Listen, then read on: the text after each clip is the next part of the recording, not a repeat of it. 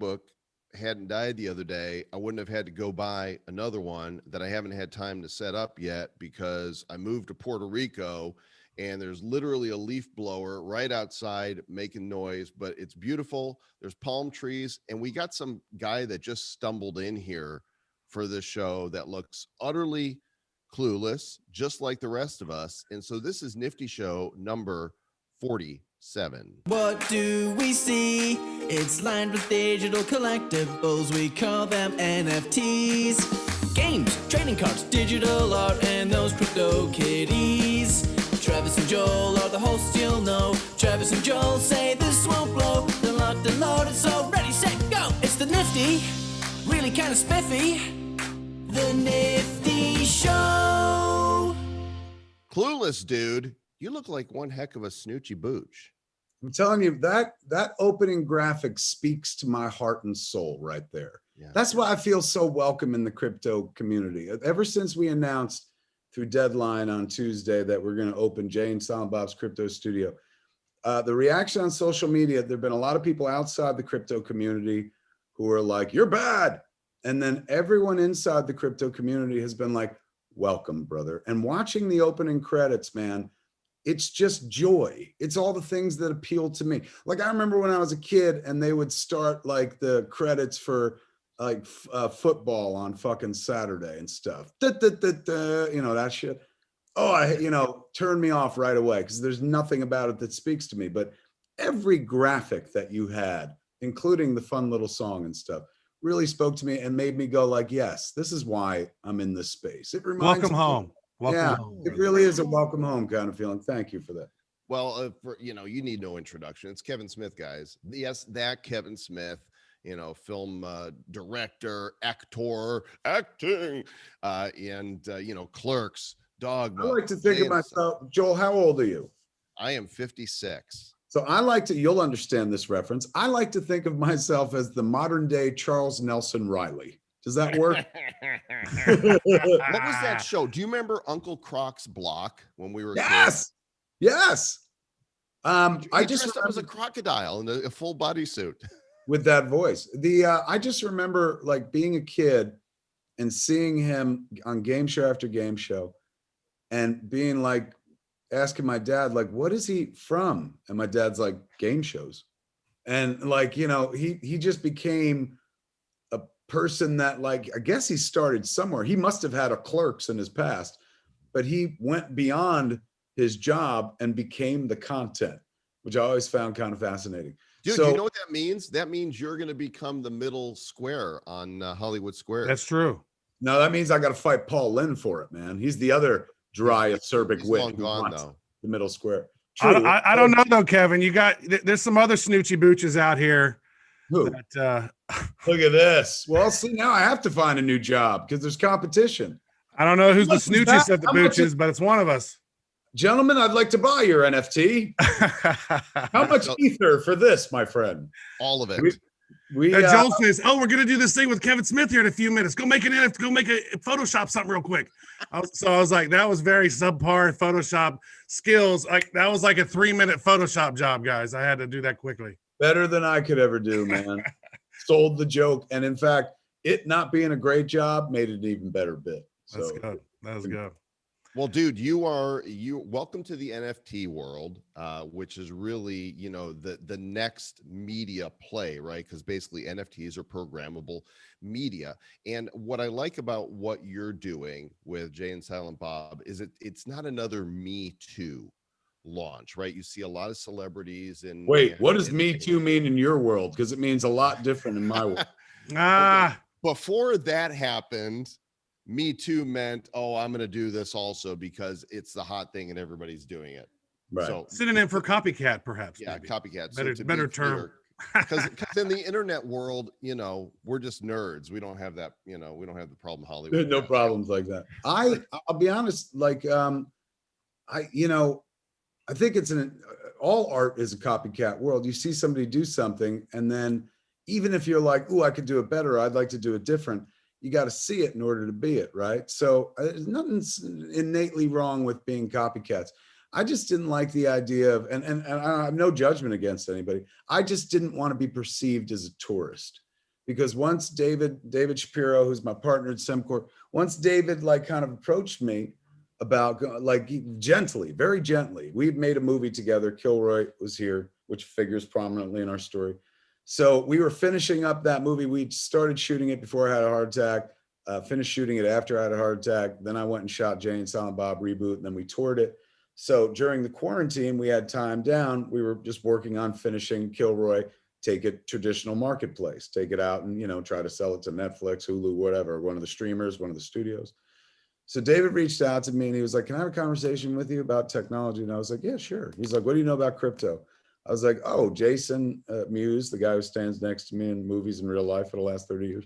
Jay and Jordan gave me a tiny ass percentage of a Bitcoin for Christmas, which has already gone up like 150%. I was like, but I be honest with you, like it's fun to look at the price go up, but I was like, finance scares me and I have no interest in it. And like, I've never played the stock markets and stuff. I have a Robinhood account and I haven't looked at it since somebody opened it for me. Like, it's just, that's not my world. Same way, like when I watched your credits, I was like, this is my world. None of that shit ever appealed to me. So when David was like, you know, what do you know about crypto? I was like, oh, I have a piece of a Bitcoin, but like, you know me, I'm not the money guy and stuff. He goes, well, what do you know about NFTs? And I was like, what's that? And he said, the non-fungible token. I was, okay, what is this, another form of Bitcoin or something like that? He goes, well, he explained it thusly. He was like, imagine art is currency. And I was like, well, David, art is currency to some people. And he's like, exactly. But like, let's say you had the Mona Lisa and you wanted to go into a convenience store and you wanted to buy a big gulp. He had to use very specific dumb terms to explain it to somebody like me. He's going, you can't put the Mona Lisa up on the counter and be like, I'm paying for that with this, give me the change. Like that don't work. It's not actual, like it's a commodity, but it's not actual currency. He's going, the NFT is both beautiful to look at and it's also currency. It's like money as art. And I was like, oh, that's interesting. So this is kind of like coin collecting. He goes, well, it goes beyond coin collecting because it's this and this. And as he started to explain it, I was like, well, David, this is the same shit that I've been doing since I was a kid, like collecting things. Like this is just more this is like, yeah, like, look behind you. Like, look at all those collectibles. Yes, it's like once I heard this, I'm like, this is like digital Funko. It's like the sky's the limit. You can do as many things you can. And it was Austin, my daughter's boyfriend, who's way into crypto. He watches all the shows. He watches your show. He explained it really elegantly to me because he's younger. I'm 50 years old and shit.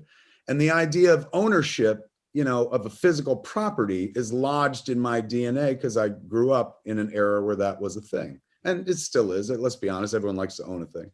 But Austin was explaining why the NFT and the metaverse, more importantly, are such a great combination. He was like, imagine if I like bought a sword to hang on my wall in my bedroom. He's like, I'd see it. Everybody who came in my bedroom would see it. I'd take a picture of it, put it on Instagram, and then that's it. He's going, but I couldn't take that sword and trade it for anything. Like if I wanted to sell it, I have to go on eBay and find somebody who'd want it or something. He's going, so how good is that sword to me in the real world? Now, if I have a digital sword, he's going, I could use it in a game. I could trade it like currency. I could show it off because I spend more of my time online. He's going, and you spend an inordinate amount of time online. He's going, and plus you sell like Jay and Silent Bob merchandise. I've had a comic book store for 24 years. We've been selling Jay and Bob trinkets online for 25. So he's like, so you understand like this world. He's going, it's just, you're blocked by the fact that you think it has something to do with high finance. And he's going, it doesn't, it's a collector's market. So then as I started talking to David further about the Kilroy thing, he was like, I want to do a Kilroy NFT that's like a preview for our movie. It'll build awareness, at least in the community, for this movie so that when we take it out into the marketplace to sell it to a distributor, you know, we'll have a higher profile. And I was like, well, that sounds like a good idea, man. But like, I don't know if anybody's going to seek out the Kilroy NFT, you know what I'm saying? Like they might hear about it, but I think if we were going to do something like this, like maybe we lead with a Jay and Silent Bob something. And his eyes lit up. He was like, I wasn't even going to dare dream to ask. He's going, but if you want to do Jay and Silent Bob NFTs, holy crap, that would be very popular. And I was like, well, the way you explain it to me, it sounds like a gallery. This could be like my online gallery. And I've got like a lot of artists that I love that we work with, that we've made t-shirts with over the years. And all these comics you've done over the years. I mean, I was sitting here thinking of this, like, dude, man, like Kevin Smith and his comic books, man, like this is perfect for NFTs. Absolutely, man. Now the comic books that I own, of course, that artwork belongs to other people, but all the artwork that we've paid to generate here at my company and my house and stuff, that's all like, it's, if I took you around my house, it's, my walls are covered with graphic art. So the notion of like, this is a place, hold on, the fuck was that? This is a place where like I could go and not just see beautiful art, but I could see beautiful art made of me and my friend. That's one of my favorite art pieces in the world to look at, is when somebody draws Jay and Silent Bob, because they always draw them as the young version of me. So like that right there, that's drawn, of course, by Captain Ribman. That's the logo of Jay and Silent Bob's Secret Stash. And so it's us in Jay and Silent Bob Reboot. So I was like, ooh, what if we had a gallery where like every drop we were putting up just Jay and Silent Bob pieces? Like you go to any other galleries, Nifty Gateway and stuff like that, and find various art that has nothing to do with me and my world. But here at Jay and Silent Bob Crypto Studio, we could just do Jay and Silent Bob themed art. And the idea would be like all of our artist friends and stuff. It's like, hey man, we provide the IP, you provide the talent, draw whatever you want. We'll mint it, make it an NFT.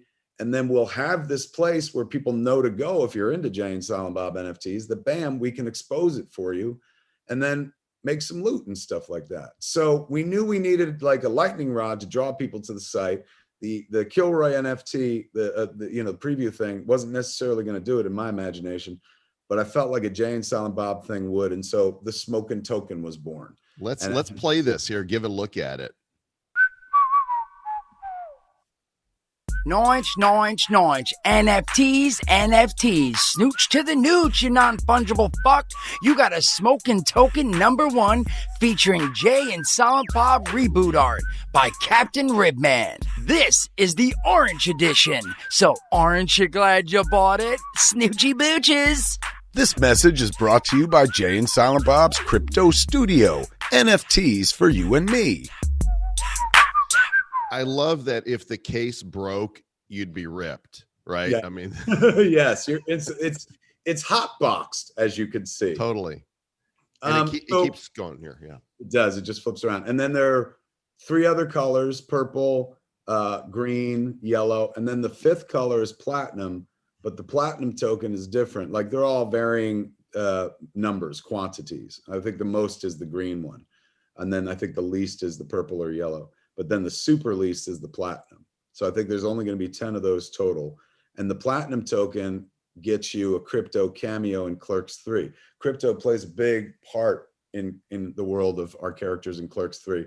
And so there's this amazing, right up front in the first 15 minutes, explanation of the world of crypto and NFTs that require one of our characters to show off their crypto club. I want to ask about that, right? Because in Clerks 1 and Clerks 2, there's this ethic of sort of hanging out and talking shit and refusing any sort of worldly ambition at all, right?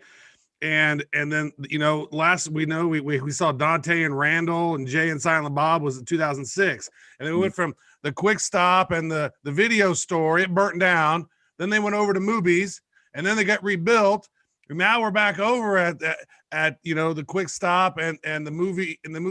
What about now? Because there's no rentals anymore. Video rentals are gone. So like, what has happened to the video store, and what universe are they in now in this View Askew world you're in?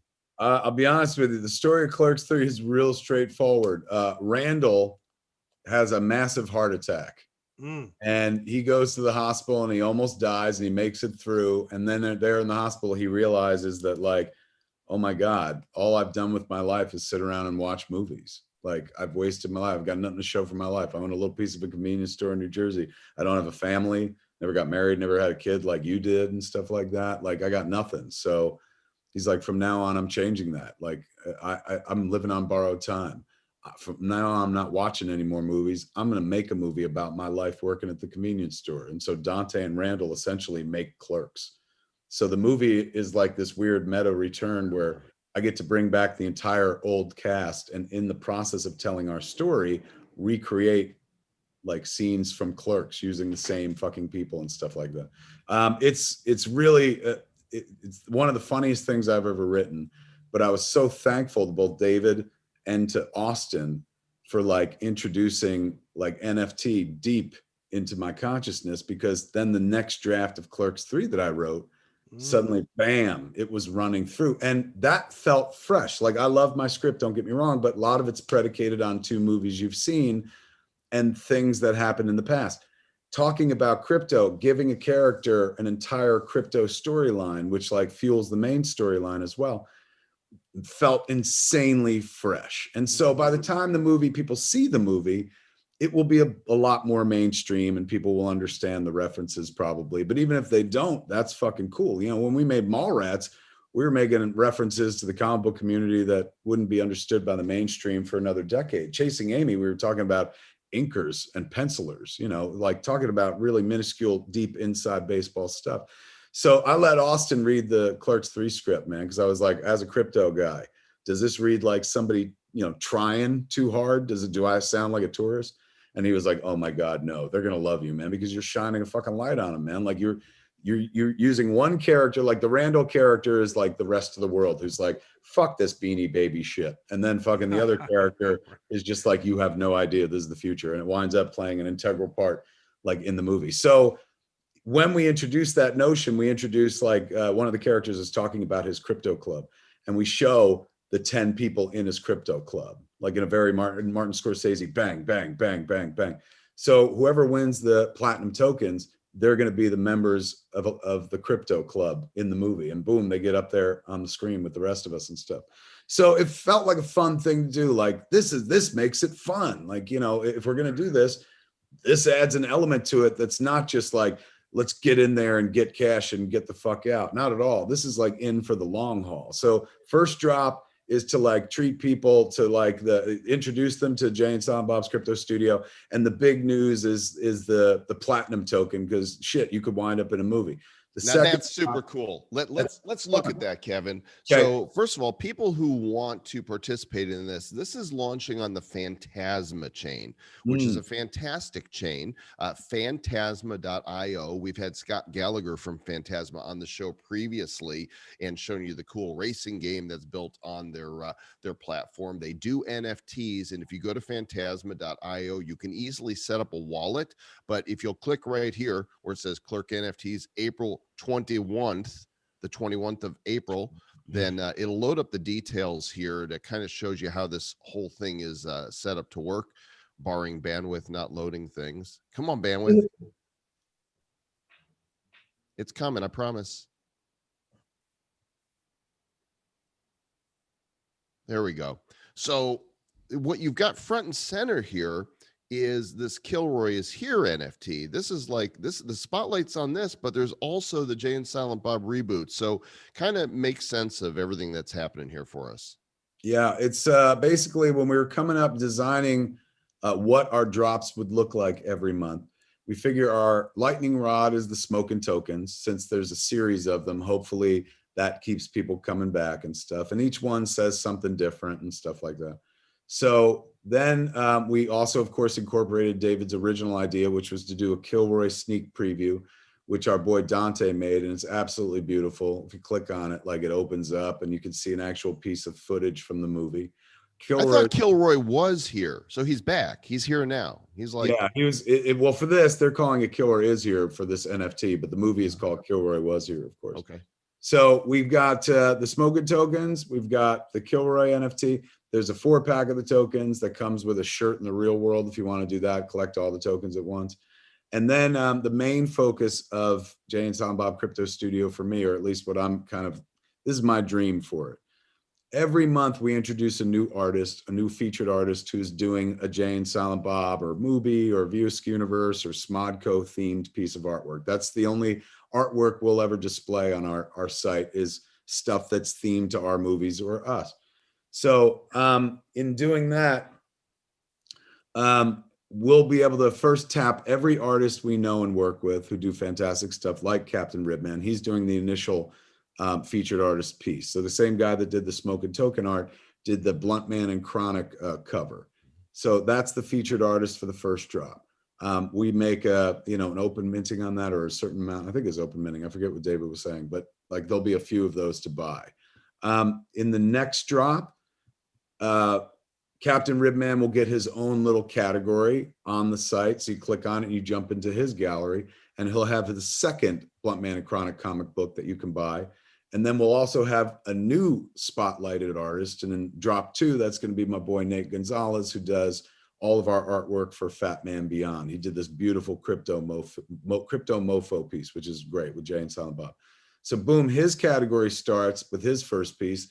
Third drop, now there's a new piece by Captain Ribman, a second piece by Nate, and then a piece by a new artist that we introduce for that month. And that's my dream, is to build just this entire gallery of all these artists who are just drawing me and Jay over and over again, particularly in our younger ages, that I can enjoy and keep on my phone and whatnot. Like, I've got fan art all over this office, and this is no different, man. But the difference here is most people draw a piece of fan art for you, give it to you, and it was all about their time. You know, they're not getting paid for it. They just love you so much. They're like, here, this is a way for us to be like, look, do fan art. We'll give you the IP, draw our characters and stuff, but you're going to make loot on it as well.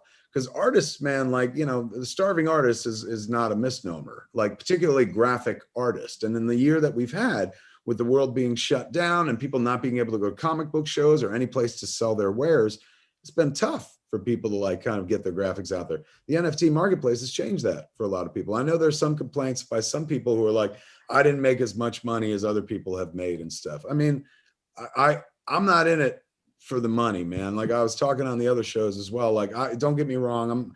I'm a capitalist at heart. I have a store. I like to make money, but that's never the drive. Like I like to do things that are just fun and haven't been done before.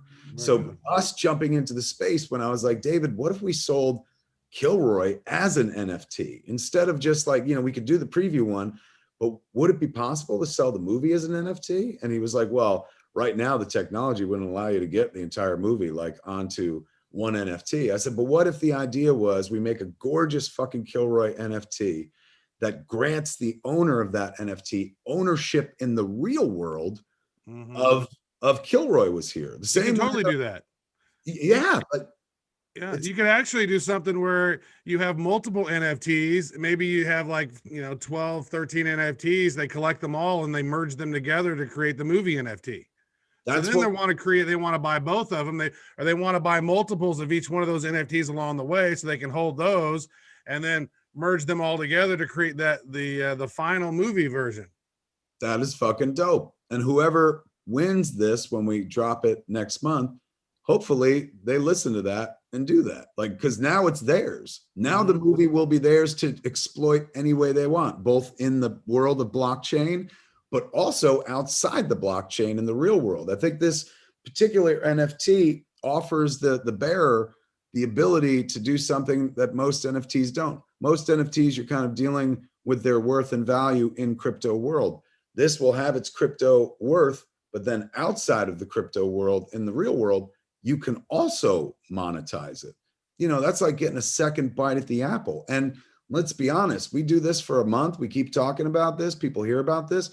The profile of the movie only goes up and up and up. So whoever winds up winning the movie is easily going to be able to make a deal with a distributor, a streamer, or they can learn how to do it themselves. If they're like, I've always wanted to be in the movie business. Now I got a free movie for my troubles for buying an NFT. So let's gamble. Let's have some fun. So like you get a chance to bring somebody into a completely different industry altogether. You know, the NFT playground, we've seen, wonderful stories about people whose lives have been completely fucking changed. Same thing here.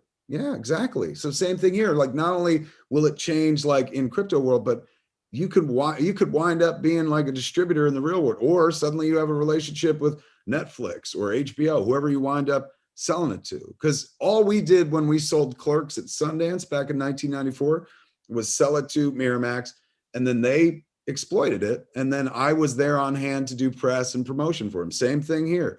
Whoever buys the NFT and wins the movie, I'm on call to do promotion whenever you need. So if you need me to do a press tour, boom. You need me to go out and promote it, boom, and stuff. That poses the question here. I had this question lined up for you. So your budget for Clerks was $27,575 that you from like 12 credit cards that you've leveraged, right? Yeah. And then it earned over $3 million, which was that's like 100x ROI. You won an award at Sundance. Then you met up with Harvey Weinstein, who offered to buy the film. So our question is, what kind of sexy shit did he make you do for that? Oh, nothing. Now, I'll joking aside on that one. I want to say that it did lead to something good on your end, because you've been working with these women in film and donating and doing some good stuff on that. So I want to say good on you, because you took a bad scenario and you spun it around and made it great. It was weird. Like, you know, at a certain point when that story broke, I had to deal with the fact. And again, like, my problems don't mean a fucking hill of beans in the face of what all the people who actually dealt with Harvey went through, the people he assaulted and raped. But, you know, I'm sitting there going, like, my entire film legacy was in this man's hands. Like, Clerks was bought by Miramax. Everyone knows my name because they bought that movie. So for the first like week, I was like, oh man, like, what does one do? Can't unmake the movies. If I could go back in time and they'd be like, you can have everything and then lay out my life of the last 25, 27 years for me, but a bunch of people are going to get fucking hurt, attacked, or worse, I wouldn't have done it, man. Like, I was raised kind of Catholic and shit, and I don't really follow that shit anymore, but like, I read comic books and I've read them my whole life, and I got a moral barometer, and that shit wouldn't have sat right with me. So I was carrying around for a minute, and then I was like, you know what? We get like, what do they call it? Back end. Because the movie's so fucking old. The movies that we did with the Miramax and stuff were done in the 90s. So the back end, the residuals that you get from the movie, if they like, we sold it in Germany, you get a check for, you know, fucking $200 or whatever.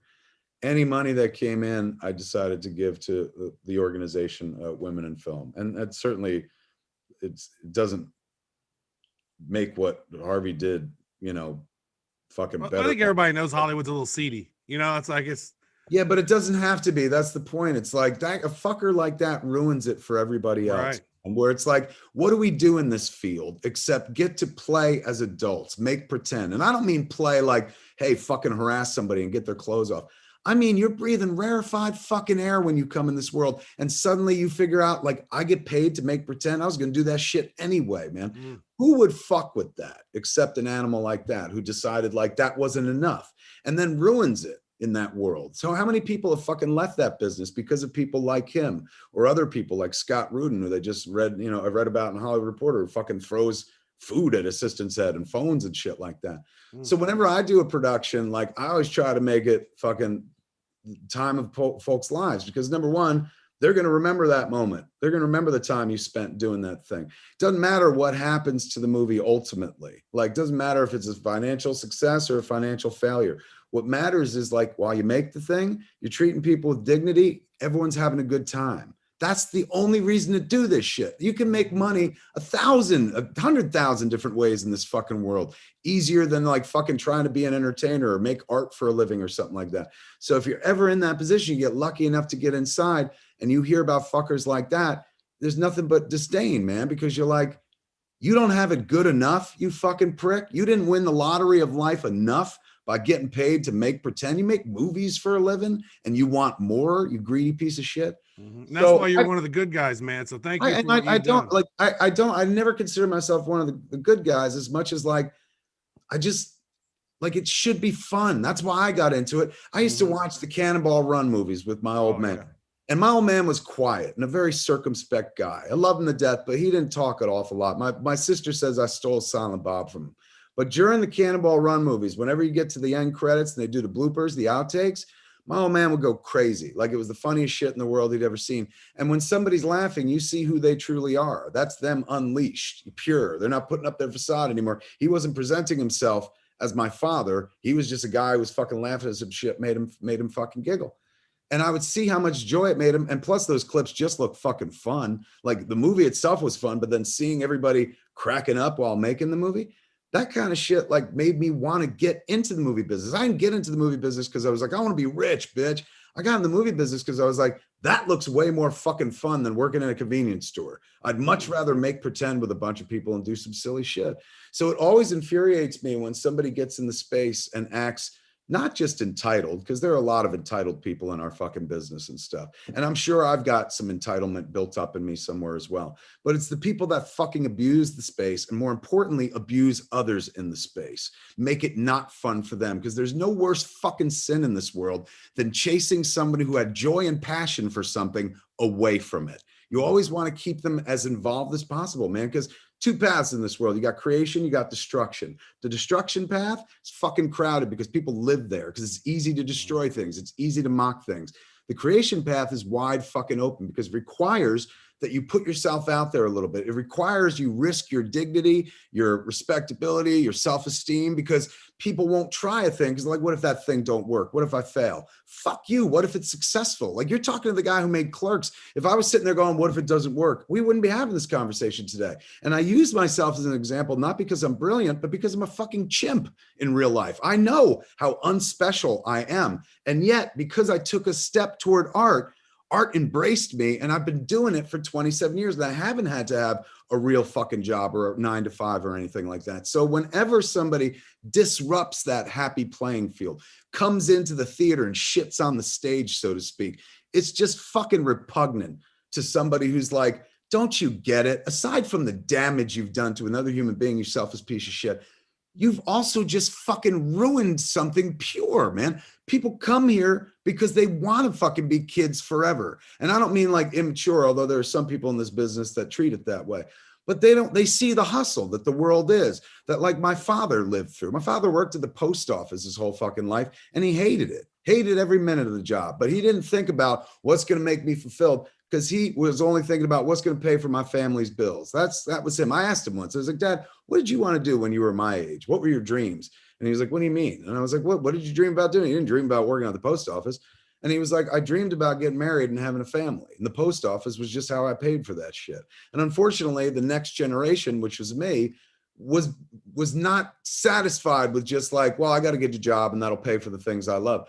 I wanted the job to be the thing that I fucking loved. I watched my father slave and toil. Well, slave is, we shouldn't even use that word. Toil at his fucking job for years, man. Hating every second of it. Like never wanting to go, always trying to call out. And he never once sat me down and said, Kev, you should make movies. Like he didn't dream like that. But the example of his life deeply affected me, where I'm like, I don't want to do that. Like, I don't want to work at a job that I can't stand, where the only happiness I have is when I'm at my house. If I'm going to try to take a shot. I'm going to try to succeed at doing something that is fun and maybe profitable. And going into making Clerks, I was never like, I'm going to get rich. I just wanted to tell a story. I'd seen so many movies and I was like, I want to try one. I think I could do one. And it's set at this job I'm working at, so it's not going to cost me much money. Let's give it a shot. So once I got in, and you know, you find like, oh my God, this is going to work. Like you feel like you're getting away with something, like you're a scam artist where you're like, I can't believe they fucking pay me to write Snoochie Boochies. This is fucking nuts. So I was appreciative enough with that, like never mind getting greedy, never wanting more money and shit like that. And believe me, I'm handsomely compensated from time to time. The good money, the big money I used to make, those years are behind me in terms of motion pictures. Now, the biggest coin I make is standing on a stage talking, like just live performance. That's where I make a majority of my fucking money. You're muted, Joel. You're muted, Joel. It's Silent Joel. Yeah, you're taking. I was wondering if you guys would pick up on that joke. Okay, Silent Joel. You'll hear from the lawyer. This is our whole mantra for what we do, what we've done our whole careers. I've got the whole adulting thing figured out, but growing up ain't never going to happen. This is it. And so I actually wrote a book called The Fun Formula as the key to succeeding in business and life. And Travis and I, the reason that our other show is called the Bad Crypto Podcast is because we tell bad dad jokes all the time. We don't know stuff. We actually, after 4 years of doing crypto, we actually know a couple things, but we're not financial advisors. We're a couple dudes that love talking about crypto and sharing this with people. So I love your approach to it. It explains your success. Screw those other people who aren't willing to take risks. And do it's not even it's not even so much screw those people. To me, I'm just like, this isn't here. They miss out. Stupid. I've been around for 25 years in media, so I know this. In about 10 fucking minutes, all of my industry is going to descend on crypto. Once they smell there's money and that it has something vaguely to do with what they do in terms of art, they're going to be all over this shit. So like when David started telling me about it, not only was I thinking about the here and now, but like, you know, you guys were talking about, like, there's a way to split up a movie amongst a bunch of NFTs. And instantly I was like, hey man, maybe this could be a place to play. Because like, if I'm speaking their language, just like I spoke the language of the comic book community and was completely fucking embraced and have been embraced by them for like since my career began.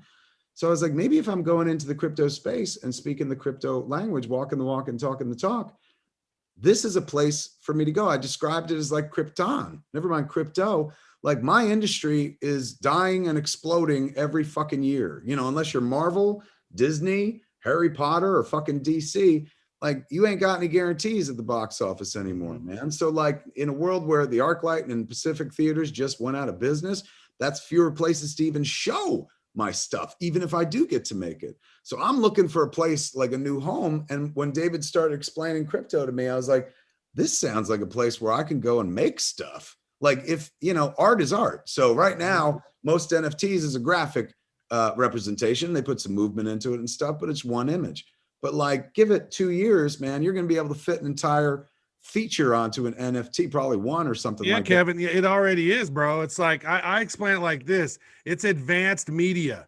It can be video, images, text, audio, links. It can be AR, VR, 360. It can be whatever you can imagine and can program into a smart contract. It can be geo proximity based. It can unlock when you're in certain areas. It can be time released. There's so many levels to an NFT that most people haven't even begun to connect the dots on yet, bro. Can it get you high? That's what.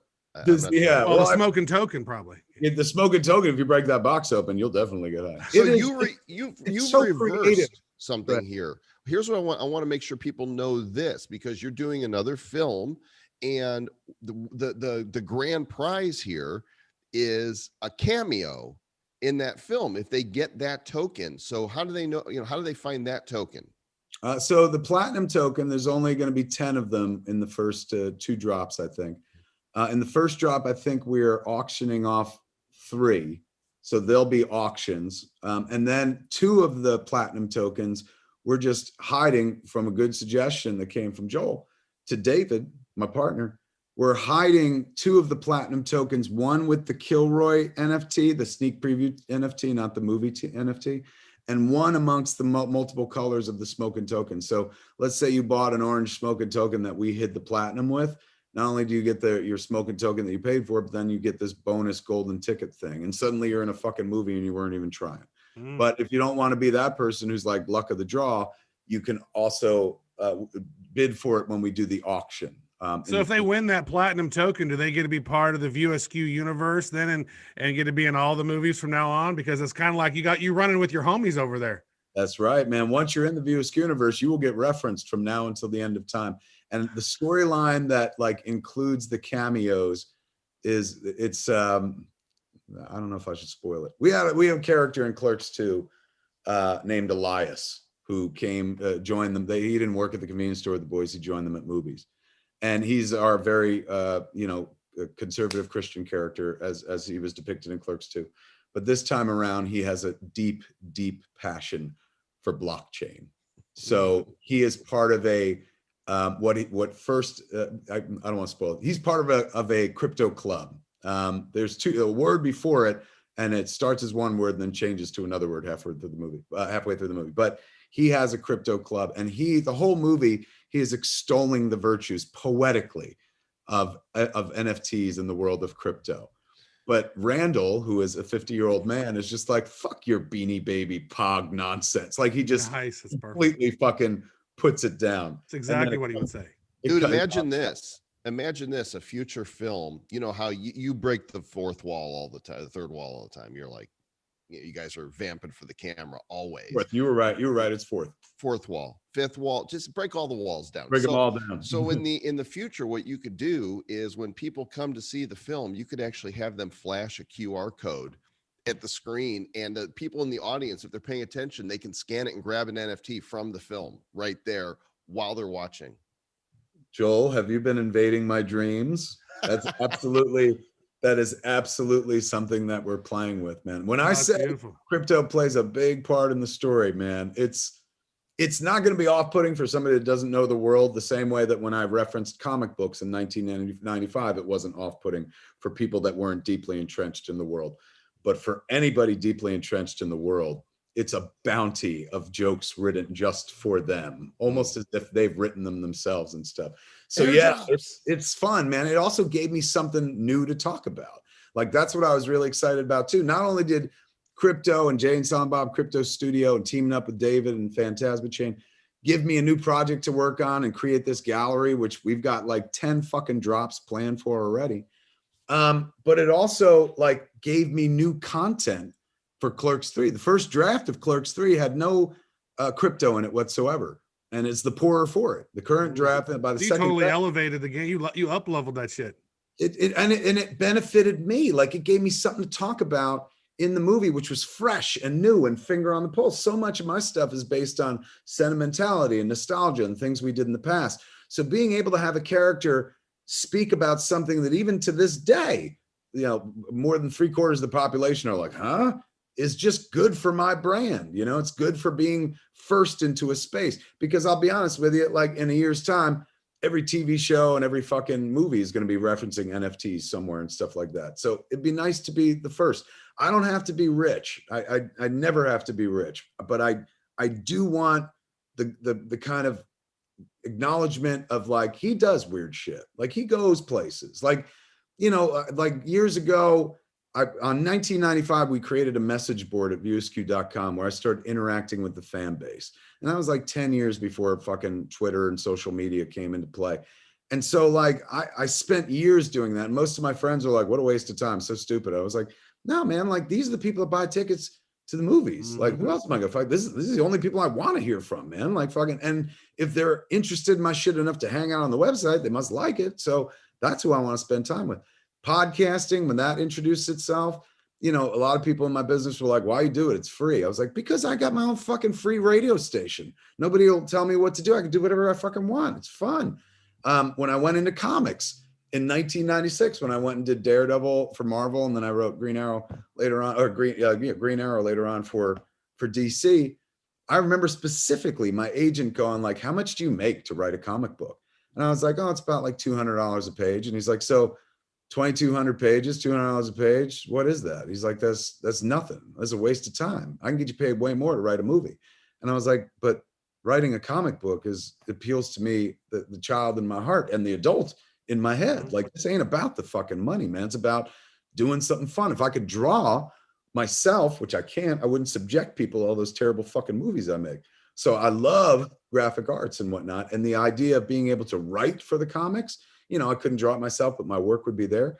I just jump into areas all the time. We took out Jay and Silent Bob Reboot and Red State years before that and toured it ourselves.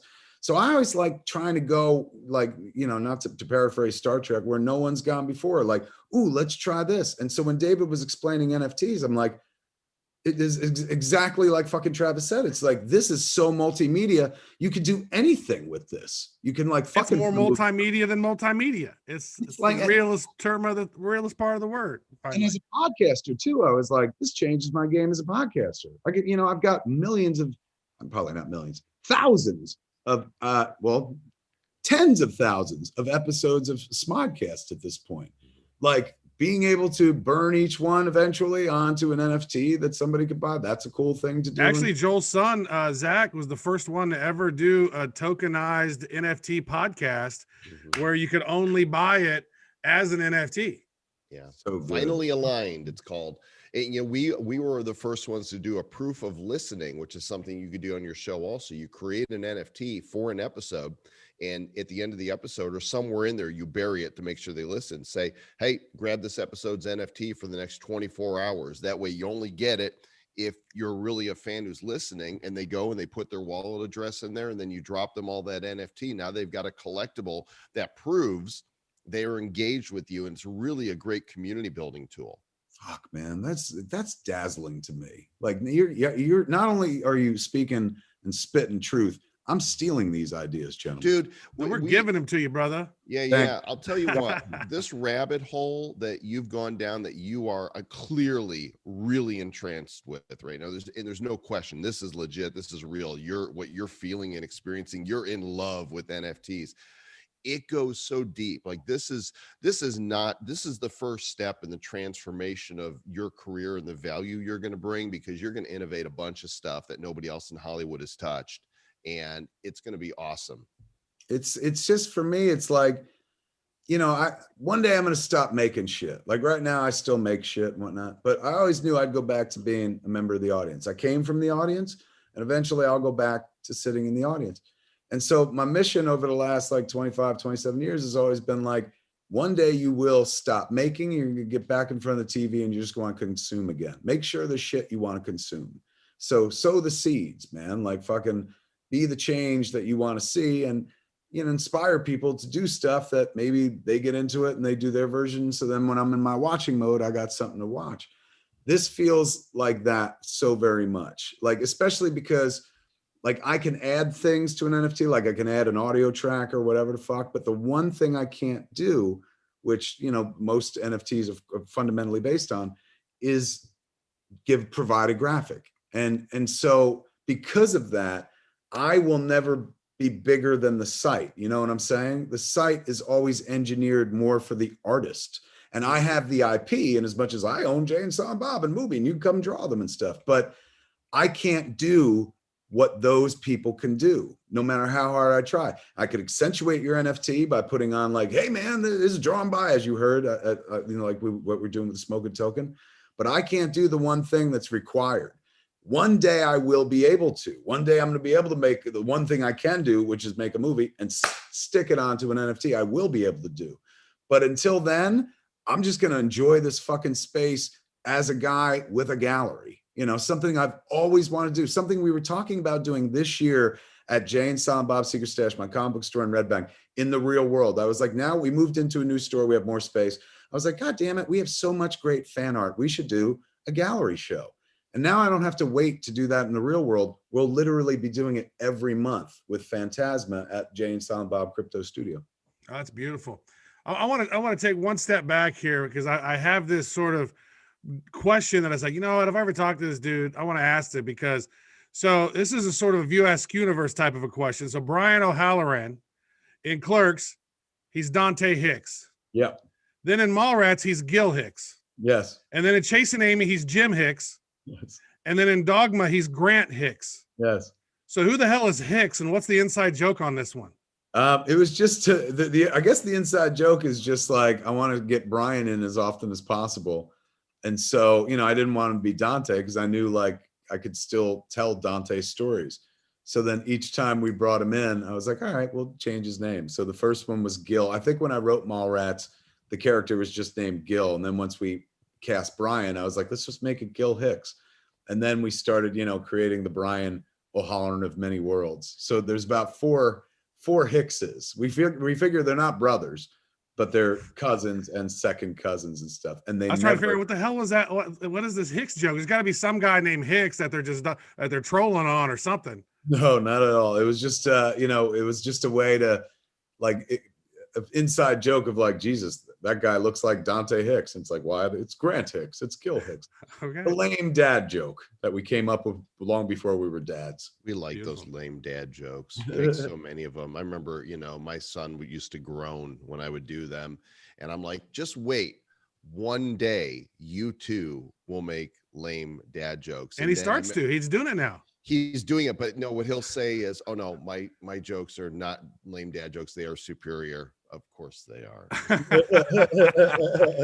I'm really glad, you know, I know you went through quite an episode here with the heart attack. You've dropped a lot of weight, and I can see how in this new film you've written your story, you know, clearly into that. Yeah, guess where I got the idea for Clerks 3 from, kids. Right. Which I think is fantastic, because you do tend to look at things differently. I had a hospital scare last year where I thought I was having a heart attack. Turns out I just had some inflammation, but I experienced something that was like, okay, this could, you know, you never know, this could be it. And how have I lived my life, and have I brought value? And I was able to look back and go, okay, if this is it, I'm good. But we're here still, right? We're roaming the planet. We're making stuff. We're having fun, and we're not going to stop until that last breath. We're living on borrowed time. That's why I always tell my wife after the heart attack, I was like, I'm living on borrowed time. She's like, that's a really grim thought. I was like, Jen, you're living on borrowed time too. I'm just painfully, acutely aware of it now that I've seen the end so fucking close and stuff. And so post heart attack, you know, I used to, you try so very hard to be your own person. But, you know, as a creative, you're often influenced or vexed as much as, you know, fueled by outside like criticism.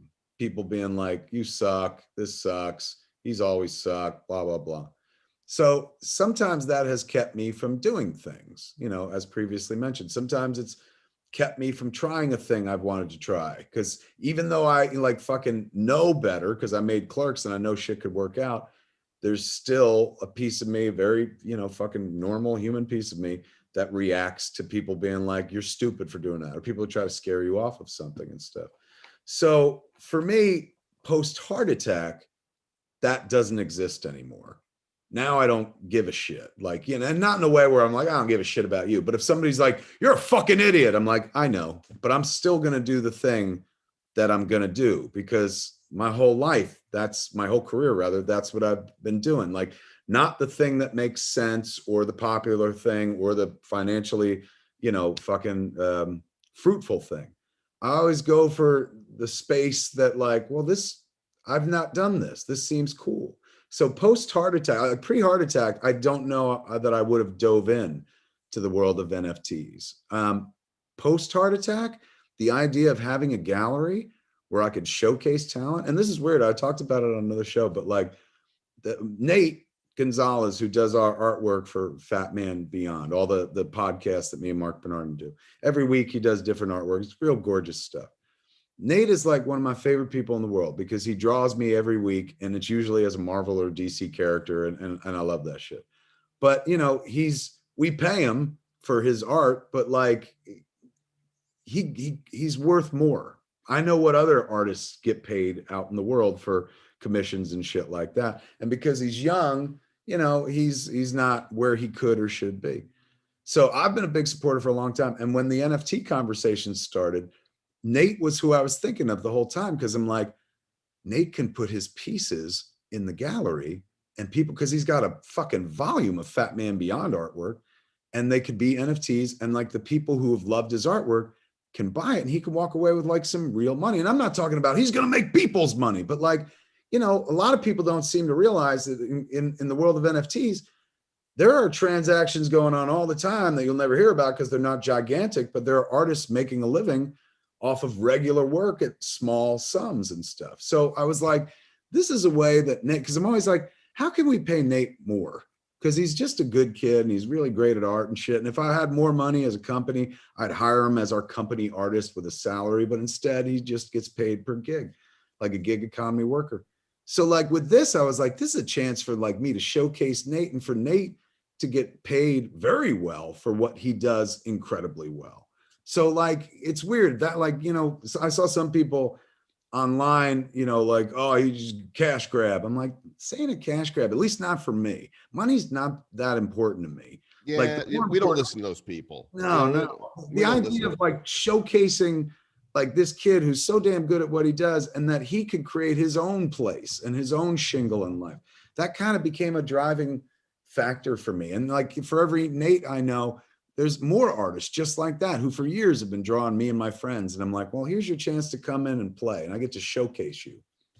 That's awesome. Kevin, we need to wrap here in a second because I know you got some other interviews to do, but I just want to point people towards the website where they're going to be able to get these NFTs. It's semkhor.io, SEMKHOR.io. And when you go here and scroll down, you'll see right here, Jay and Silent Bob's first collection of Smokin tokens, and just click on the there and check these out right here. These wait a second, available on April 21st. Why were they not available on April 20th? Fucking Travis, I asked the same question, bro. Like, what the hell? You're a day away. Same question. I was like, we can't dial this back one more day. No. And David was like, No. David said, technologically speaking, we cannot go. He's we like, cannot do it on 420. This is not possible. Yeah, Everybody's gonna be stoned that day, so we can't release anything. Right? Exactly. If we drop it on 420, people will be too stoned to remember it's happening. It's happening on the 21st, gang, not 420. So if you wake up on the 21st, go, oh man, I missed 420. You didn't miss it. 21st, you got the orange token, 450 available. You got the green token, 610. The yellow token, 300 available. The purple token, there's 75 of them. And Is you that the get purple all- Urple token? The purple, yes, it is total purple and purple. We went with purple like Blunt Man, but that would have been better. You get all 4 with a signed Smokin token t-shirt. The platinum token is this one. This gets you one. There's 3 of these that get you in on the CAMEO, and then 2 of them are going to drop randomly from these other colors. So you could purchase the orange one and end up getting the CAMEO token for the platinum. Then you've got the Kilroy teaser token right here and the Bluntman and Chronic Classic cover number 1 right here. You guys go pick these up. You need to get your Phantasma chain wallet at phantasma.io. Kevin, it's good to get to know you. Appreciate you coming on, and I need you to give a shout out to Will and to Bitcoin Bro. Will and Bitcoin Bro, this is Kevin Smith, aka Silent Bob, and all those terrible Jay and Silent Bob type pictures, man. And I go crypto. Awesome. Hey, hang tight for just a second, man. Everybody watching this, we're actually got a double shot of shows today coming up at 5. We've got our regularly scheduled Nifty Show, and we'll catch you guys there. Travis, say goodbye. You know what, Kevin Smith? I want to say thank you so much for coming on here, man. That was a great pleasure, brother. So fun, man. I'll be back if you guys ever need me again, man, or want to talk to me. I could talk to you guys about this stuff all Well, day. we're part of the VSQ universe now, right? Yeah, heavens, yeah, Oh, man. we're gonna start showing up everywhere now. Oh, Well, don't forget, if you sell that NFT, I want a taste of the Joel and Travis, Jay and Silent Bob. oh yeah. All right, we'll catch you guys in a little bit. Thanks.